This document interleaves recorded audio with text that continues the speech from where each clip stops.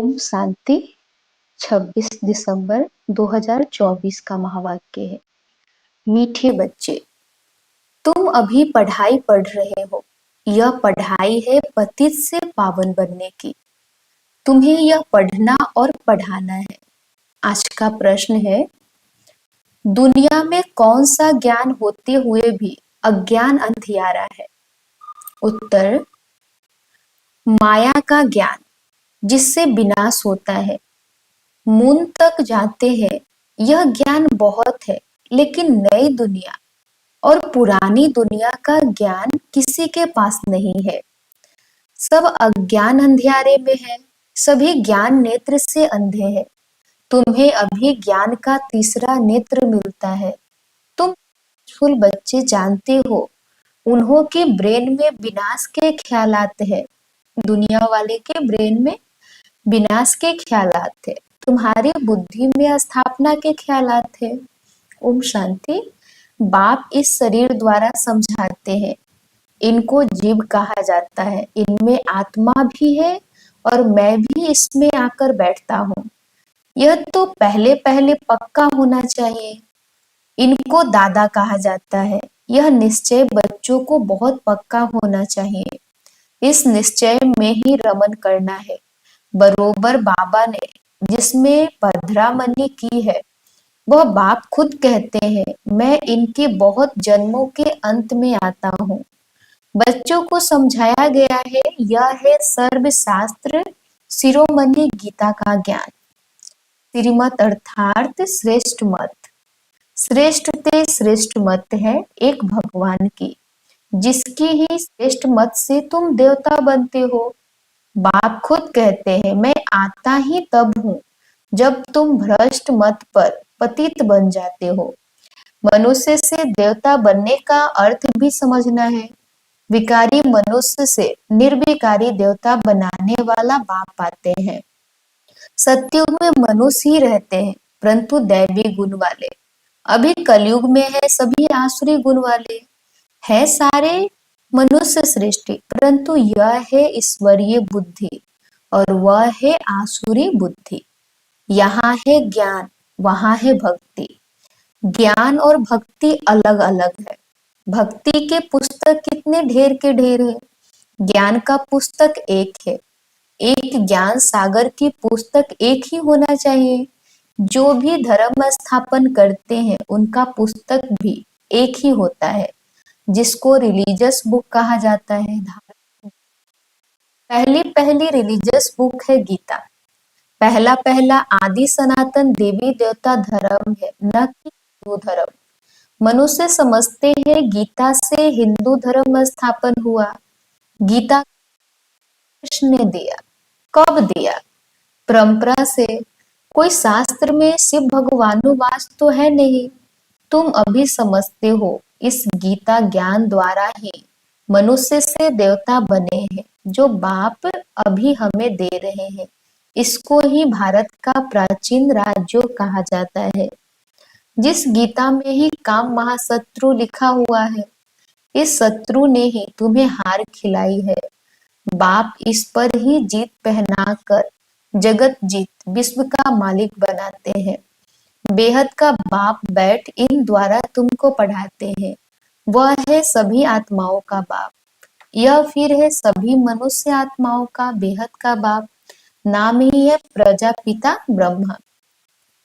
तुम किसके पूछ सकते हो कि ब्रह्मा के बाप का नाम क्या है, तो मुझ पड़ेंगे। ब्रह्मा विष्णु शंकर, इन तीनों का बाप कोई होगा ना। ब्रह्मा विष्णु शंकर सूक्ष्म वतन में देवताएं हैं, उनके ऊपर है शिव। बच्चे जानते हैं, शिव बाबा के जो बच्चे आत्माएं हैं, उन्होंने शरीर धारण किया है। वह तो सदैव निराकार परम पिता परमात्मा है। आत्मा ही शरीर द्वारा कहती है परम पिता। कितनी सहज बात है। इनको कहा जाता है अल्प और बे की पढ़ाई। कौन पढ़ाते हैं? गीता का ज्ञान किसने सुनाया? श्री कृष्ण को तो भगवान कहा नहीं जाता। देहधारी है, ताजधारी है। शिव तो है निराकार, उन पर कोई ताज आदि है नहीं। वही ज्ञान का सागर है। बाप ही बीज रूप चैतन्य है। तुम भी चैतन्य हो। सभी झारों के आदि मध्य अंत को तुम जानते हो। भल तुम माली नहीं हो, परंतु समझ सकते हो कि बीज कैसे डालते हैं, उनसे झाड़ कैसे निकलता है। वह है जड़ और यह है चैतन्य। आत्मा को चैतन्य कहा जाता है। तुम्हारी आत्मा में ही ज्ञान है और किसी आत्मा में ज्ञान हो नहीं सकता। तो बाप चैतन्य मनुष्य सृष्टि का बीज रूप है। यह चैतन्य क्रिएशन है। वह सभी है जड़ बीज। ऐसे नहीं कि जड़ बीज में कोई ज्ञान है। यह तो है चैतन्य बीज रूप। उनमें सारे सृष्टि की नॉलेज है। झाड़ की उत्पत्ति, पालना, विनाश का सारा ज्ञान उनमें है। फिर नया झाड़ कैसे खड़ा होता है, वह है गुप्त। तुमको ज्ञान भी गुप्त मिलता है। बाप भी गुप्त आए हैं। तुम जानते हो यह कलम लग रहा है, अभी तो सभी पतित बन गए हैं। अच्छा, बीज से पहला पहला पत्ता निकला, वह कौन था? सतयुग का पहला पत्ता तो श्री कृष्ण को ही कहेंगे, लक्ष्मी नारायण को नहीं कहेंगे। नया पत्ता छोटा होता है, पीछे बड़ा होता है। तो इस बीज की कितनी महिमा है।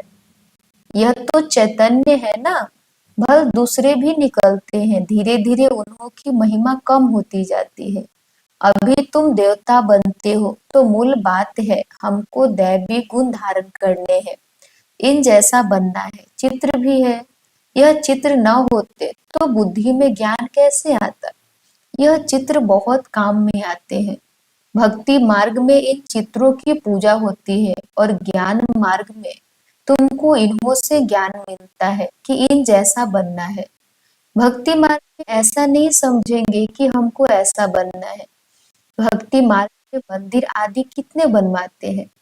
सबसे जास्ती मंदिर किसके होंगे? जरूर शिव बाबा के ही होंगे। फिर उनके बाद क्रिएशन के होंगे। पहली क्रिएशन यह लक्ष्मी नारायण है, तो शिव के बाद इनकी पूजा जास्ती होगी। माताएं जो ज्ञान देती है उनकी पूजा नहीं, वह तो पढ़ती है। तुम्हारी पूजा अभी नहीं होती है क्योंकि तुम अभी पढ़ रहे हो।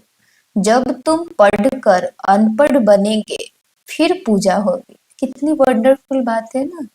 जब तुम पढ़कर अनपढ़ बनेंगे फिर पूजा होगी, क्योंकि सतयुग में तो कोई ज्ञान नहीं रहेगा। अभी तुम देवी देवता बनते हो। सतयुग में बाप थोड़े ही पढ़ाने जाएगा, वहां ऐसी पढ़ाई थोड़े ही होगी। यह पढ़ाई पतितों को पावन बनाने की है। तुम जानते हो हमको जो ऐसा बनाते हैं उनकी पूजा होगी। फिर हमारी भी गिरते गिरते पांच तत्वों की भी पूजा करने लग पड़ते हैं। पांच तत्वों की पूजा माना पति शरीर की पूजा। यह बुद्धि में ज्ञान है कि इन लक्ष्मी नारायण का सारे सृष्टि पर राज्य था। इन देवी देवताओं ने राज्य कैसे और कब पाया यह किसको पता नहीं है। लाखों वर्ष कह देते हैं।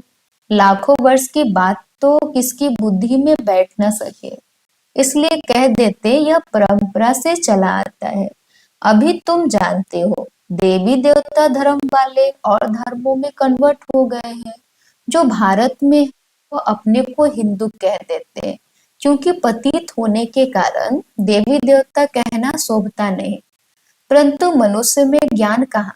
देवी देवताओं से भी ऊंचा टाइटल अपने पर रखवाते हैं। पावन देवी देवताओं की पूजा करते, माथा झुकाते हैं, परंतु अपने को पतित समझते थोड़े ही हैं। भारत में खास कन्याओं का कितना नमन करते हैं, कुमारों को इतना नहीं करते। मेल से ज्यादा फीमेल को नमन करते हैं, क्योंकि इस समय ज्ञान अमृत पहले इन माताओं को मिलता है। बाप इनमें प्रवेश करते हैं। यह भी समझते हो यह यानी ब्रह्मा बाबा ज्ञान की बड़ी नदी है। ज्ञान नदी भी है, फिर पुरुष भी है। ब्रह्मपुत्रा नदी सबसे बड़ी है, जो कलकत्ता तरफ सागर में जाकर मिलती है। मेला भी वहां ही लगता है, परंतु उन्हें यह पता नहीं कि यह आत्माओं और परमात्मा का मेला है। वह तो पानी की नदी है जिसका नाम ब्रह्मपुत्रा रखा है। वह तो ब्रह्म को ईश्वर कह देते, इसलिए ब्रह्मपुत्रा को पावन समझते हैं। पतित पावन वास्तव में गंगा को नहीं कहा जाता है। यहाँ सागर और ब्रह्मा नदी का मेल है। बाप कहते हैं यह फीमेल तो नहीं है जिस द्वारा एडॉप्शन होती है। यह बहुत गुह्य समझने की बातें हैं जो फिर प्राय लोप हो जानी है। फिर बाद में मनुष्य इस आधार पर शास्त्र आदि बनाते हैं। पहले हाथ के लिखे हुए शास्त्र थे, बाद में बड़ी बड़ी मोटी किताबें छपवाई है। संस्कृत में श्लोक आदि थे नहीं। यह तो बिल्कुल सहज बात है। मैं इन द्वारा राजयोग सिखलाता हूँ, फिर यह दुनिया ही खलास हो जाएगी। शास्त्र आदि कुछ भी नहीं रहेंगे। फिर भक्ति मार्ग में यह शास्त्र आदि बनेंगे। मनुष्य समझते हैं यह शास्त्र आदि परंपरा से चले आए हैं। इसको कहा जाता है अज्ञान अंधियारा। अभी तुम बच्चों को बाप पढ़ाते हैं जिससे तुम सोझरे में आए हो। सतयुग में है पवित्र प्रवृत्ति मार्ग, कलयुग में सभी अपवित्र प्रवृत्ति वाले हैं। यह भी ड्रामा है। बाद में है निवृत्ति मार्ग जिसको सन्यास धर्म कहते हैं। जंगल में जाकर रहते हैं, वह है हद का सन्यास। रहते तो इस पुरानी दुनिया में है, अभी तुम जाते हो नई दुनिया में। तुम्हें तो बाप से ज्ञान का तीसरा नेत्र मिला है, तो तुम कितने नॉलेजफुल बनते हो। इससे जास्ती नॉलेज होती ही नहीं। वह तो है माया की नॉलेज जिससे विनाश होता है। वे लोग मून यानी चांद पर जाकर खोज करते हैं। तुम्हारे लिए कोई नई बात नहीं। यह सभी माया का पंप है। बहुत शो करते, अति डीपनेस में जाते हैं कि कुछ कमाल करके दिखाए। बहुत कमाल करने से फिर नुकसान हो जाता है। उन्हों के ब्रेन में विनाश के ही ख्यालात आते हैं। क्या क्या बनाते रहते हैं। बनाने वाले जानते हैं इससे ही विनाश होगा। ट्रायल भी करते रहते हैं। कहते भी है दो बिल्ले लड़े, माखन तीसरा खा गया। कहानी तो छोटी है परंतु खेल कितना बड़ा है। नाम इन्हों का ही बाला है, इन द्वारा ही विनाश की नूंद है। कोई तो निमित्त बनता है ना। क्रिश्चियन लोग समझते हैं पैराडाइज था, पर हम नहीं थे। इस्लामी बौद्धि भी नहीं थे, फिर भी क्रिश्चियन लोगों की समझ अच्छी है। भारतवासी कहते हैं देवी देवता धर्म लाखों वर्ष पहले था, तो बुद्धू ठहरे ना। बाप भारत में ही आते हैं। जो महान बेसमझ है उन्हें ही महान ते महान बनाते हैं, परंतु फिर भी याद रहे तब। बाबा तुम बच्चों को कितना सहज करके समझाते हैं। मुझे याद करो तो तुम सोने का बर्तन बन जाएंगे, तो धारणा भी अच्छी होगी। याद की यात्रा से ही पाप कटेंगे। मुरली नहीं सुनते तो ज्ञान रफू चक्कर हो जाता है। बाप तो रहम दिल होने के नाते उठने की ही युक्ति बतलाते हैं। अंत तक भी सिखलाते ही रहेंगे। अच्छा, आज भोग है, भोग लगाकर जल्दी वापस आ जाना। सतगुरुवार है। बाकी बैकुंठ में जाकर देवी देवताओं आदि का साक्षात्कार करना यह सब फालतू है। इसमें बहुत महीन बुद्धि चाहिए। बाप इस रथ द्वारा कहते हैं मुझे याद करो, मैं ही पतित पावन तुम्हारा बाप हूँ। तुम ही से खाऊं, तुम ही से बैठूं, यह यहाँ के लिए है, ऊपर में कैसे होगा। अच्छा, मीठे मीठे सिकिलधे बच्चों प्रति माता पिता बाप दादा का याद प्यार और गुड मॉर्निंग। रूहानी बाप की रूहानी बच्चों को नमस्ते। हम रूहानी बच्चों की रूहानी माता पिता बाप दादा को याद प्यार गुड मॉर्निंग और नमस्ते नमस्ते नमस्ते। धारणा के लिए मुख्य सार। पहला लाइन, बाप इस दादा में प्रवेश हो हमें मनुष्य से देवता अर्थात विकारी से निर्विकारी बनाने के लिए गीता का ज्ञान सुना रहे हैं। इसी निश्चय से रमन करना है। श्रीमत पर चलकर श्रेष्ठ गुणवान बनना है। 2 नंबर है, याद की यात्रा से बुद्धि को सोने का बर्तन बनाना है। ज्ञान बुद्धि में सदा बना रहे, उसके लिए मुरली जरूर पढ़नी व सुननी है। आज का वरदान है, अपने पोजीशन की स्मृति द्वारा माया पर विजय प्राप्त करने वाले निरंतर योगी भव। अपने पोजीशन की स्मृति द्वारा माया पर विजय प्राप्त करने वाले निरंतर योगी भव। स्पष्टीकरण है, जैसे स्थूल पोजीशन वाले अपने पोजीशन को कभी भूलते नहीं, ऐसे आपका पोजीशन है मास्टर सर्वशक्तिमान। इसे सदा स्मृति में रखो और रोज अमृत वेले इस स्मृति में मर्ज करो तो निरंतर योगी बन जाएंगे और सारा दिन उसका सहयोग मिलता रहेगा। फिर मास्टर सर्वशक्तिमान के आगे माया आ नहीं सकती। स्मृति की ऊंची स्टेज पर रहेंगे तो माया चींटी को जीतना सहज हो जाएगा। आज का स्लोगन है, आत्मा भी पुरुष को श्रेष्ठ बनाने वाले ही सच्चे पुरुषार्थी हैं। भी पुरुष को श्रेष्ठ बनाने वाले ही सच्चे पुरुषार्थी हैं। अच्छा, शांति। ओम शांति। आज का अव्यक्त इशारे 26 दिसंबर 2024।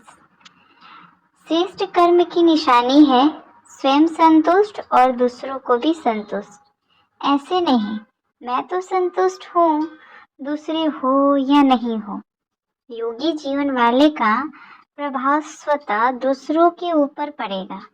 अगर कोई स्वयं से असंतुष्ट है या और उसके असंतुष्ट रहते हैं तो समझना चाहिए कि योग युक्त बनने में कोई कमी है। अच्छा, ओम शांति।